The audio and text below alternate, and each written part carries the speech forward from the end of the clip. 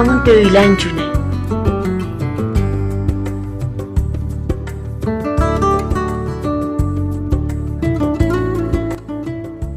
Öğretmen bir neçə saybil sorumu vermiştir. Evimizdə açıqlayıb sonuncu gün okula qaytaracaqdı. Sorumlar çox ağır idi. Hər nə düşünüb daşındım, boş tapmadım. Atamın ürəyi yandı. Gəlib onları mənim üçün açıqladı.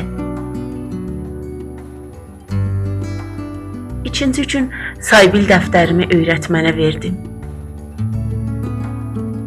Öğretmen sorumlara baxıb dedi, yanlışdır.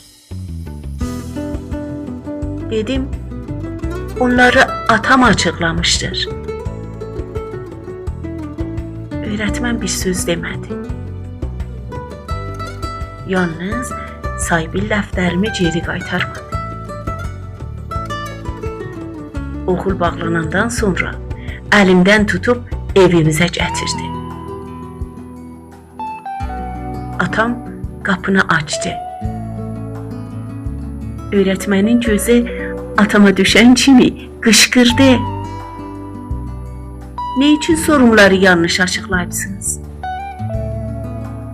Sonra ise atamı döydü.